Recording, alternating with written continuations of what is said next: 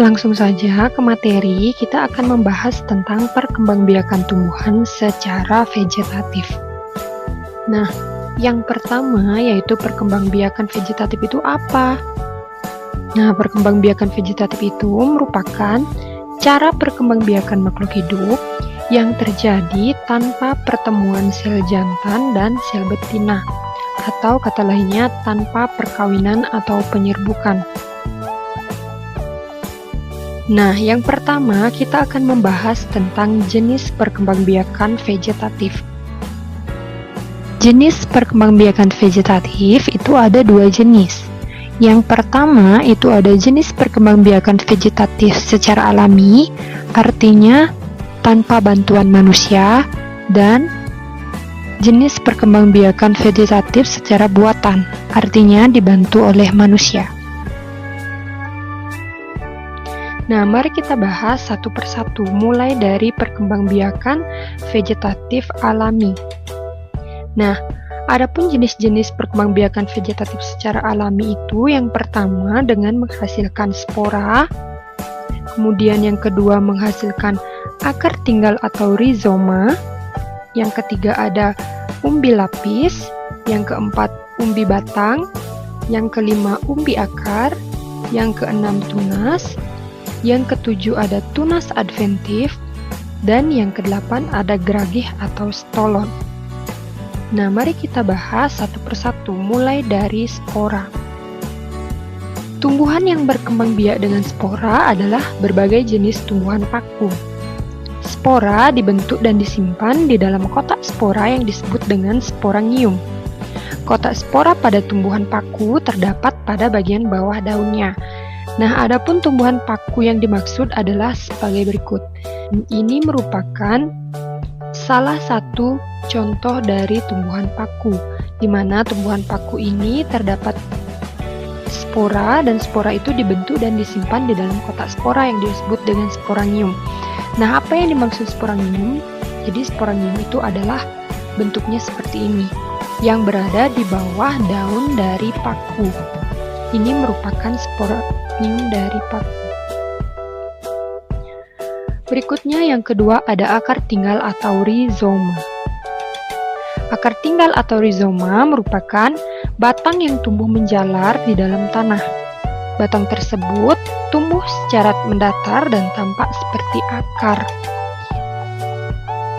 Nah, ciri-ciri akar tinggal itu bentuknya mirip akar tetapi berbuku-buku seperti batang, dan daun pada ujungnya terdapat kuncup.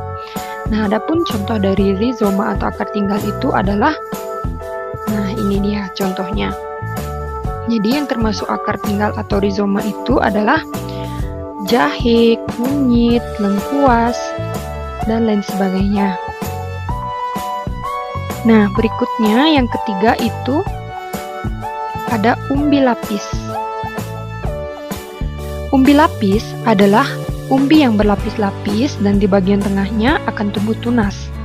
Umbi lapis terdiri atas batang yang dikelilingi lapisan-lapisan daun yang tumbuh membengkak di dalam tanah. Nah, adapun contoh dari umbi lapis itu adalah bawang merah, bawang bombay, bawang putih, bunga bakung, dan bunga tulip.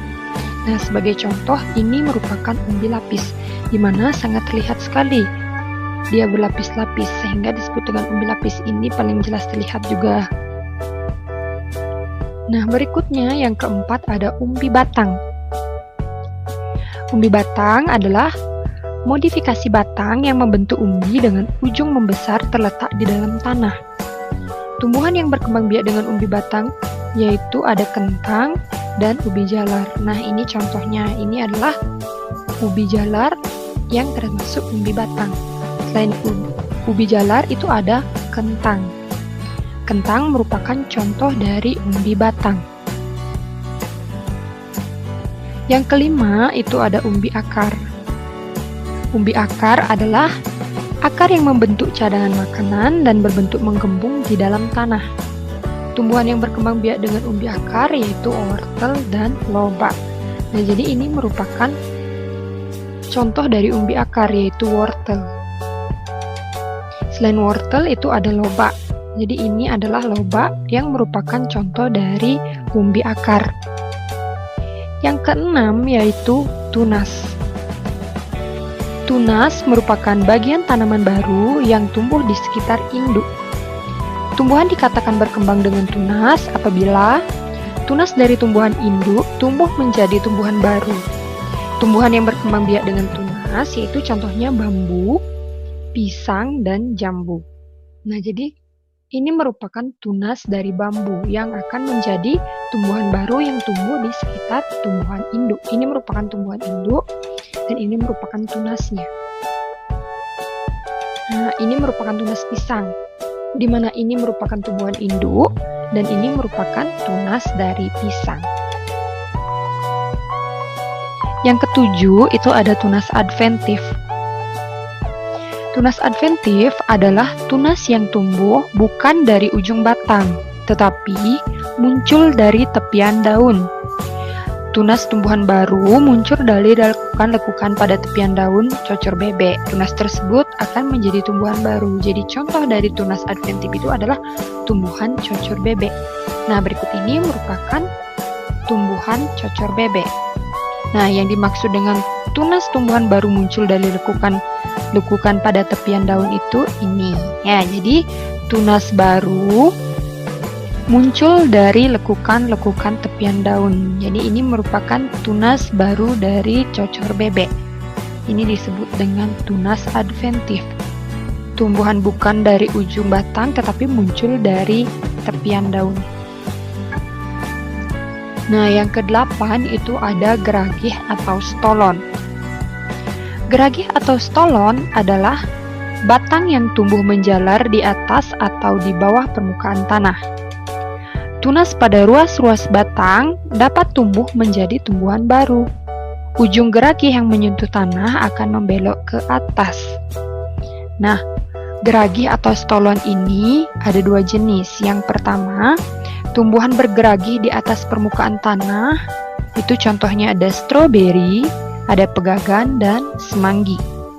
Nah, ini merupakan contoh tumbuhan yang bergeragih. Ini adalah tanaman stroberi, di mana batang yang melintang ini disebut dengan stolon.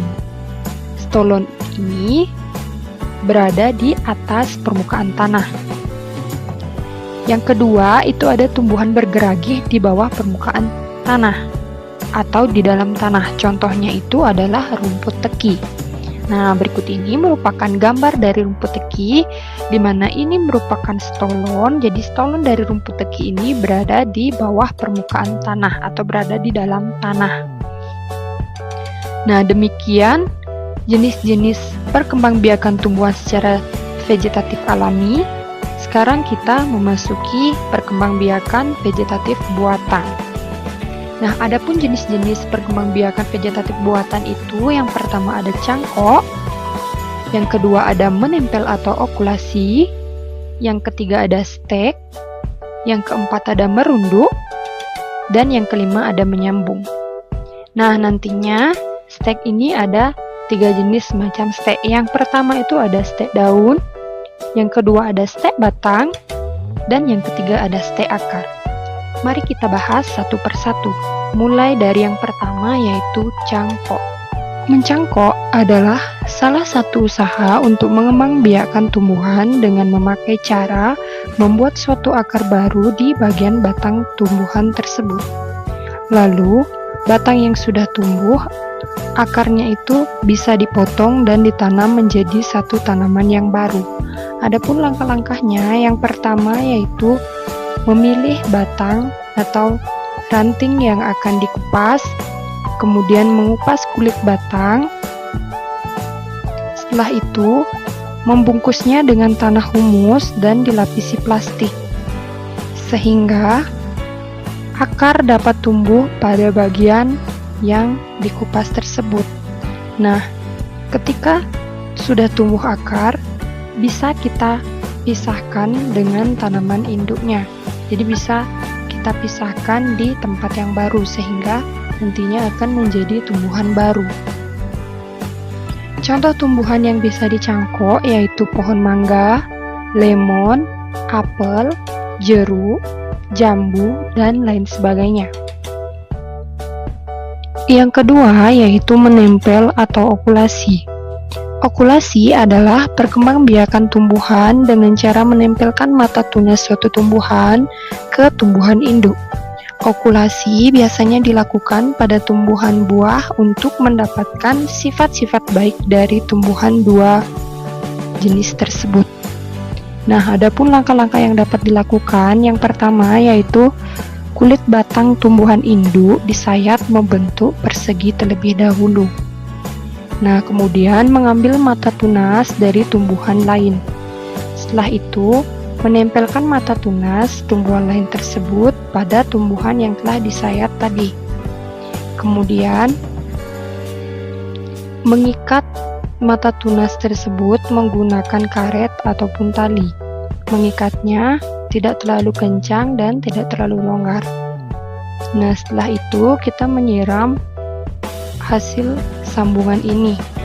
Nah, lama-kelamaan hasil sambungan jika berhasil akan tumbuh daun baru. Nah, demikian langkah-langkah yang dapat dilakukan untuk menempel atau okulasi. Adapun tumbuhan yang dapat dikembangkan dengan cara okulasi, yang pertama yaitu ada pohon mangga, pohon belimbing, pohon karet, dan lain sebagainya. Yang ketiga itu ada merunduk.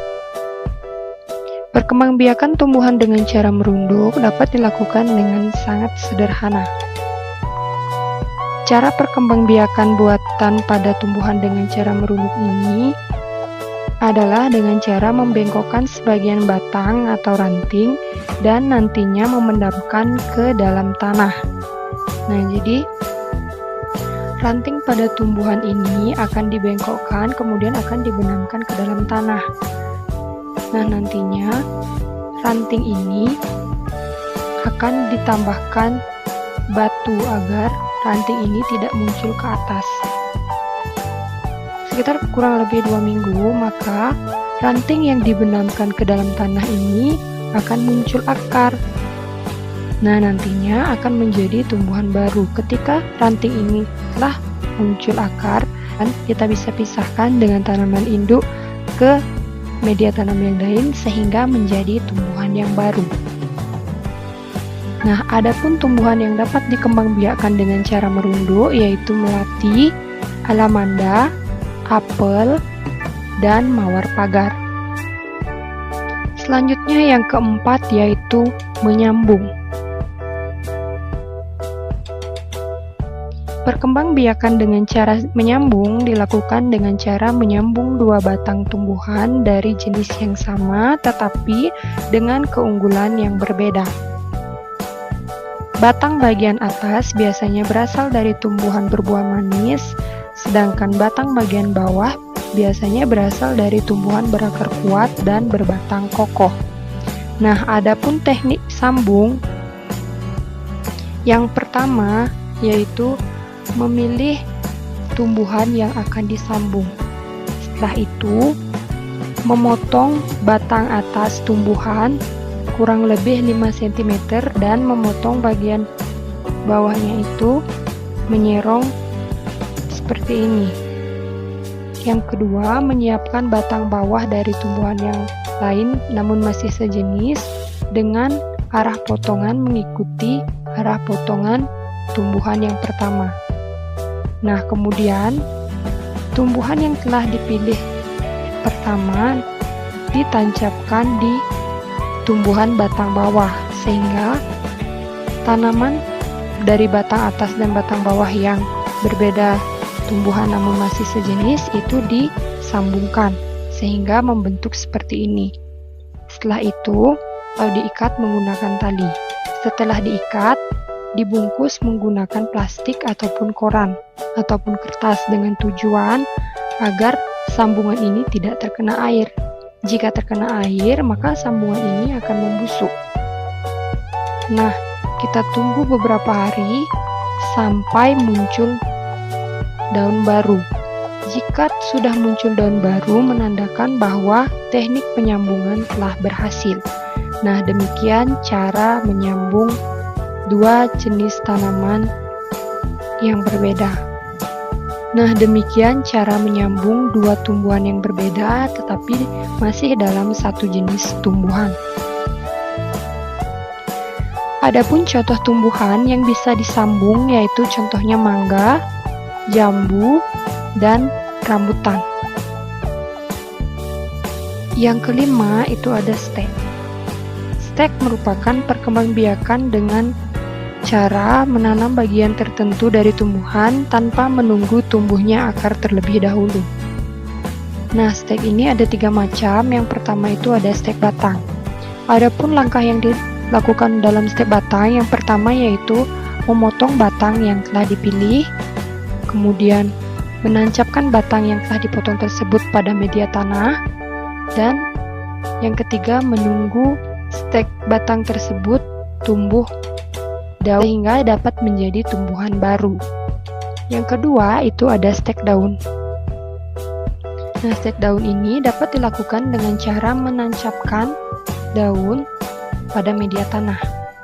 Kemudian lama-kelamaan daun yang ditancapkan tersebut akan tumbuh akar sehingga nantinya akan menjadi tumbuhan baru. Nah, adapun contoh tanaman yang dapat dilakukan stek batang yaitu singkong, dan contoh tanaman yang dapat dilakukan stek daun yaitu sansevieria.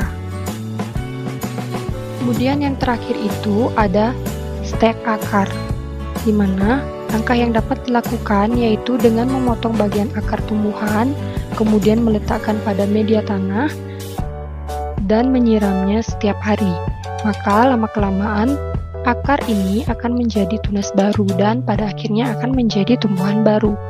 Nah, adapun contoh tanaman yang dapat dilakukan stek akar yaitu sukun.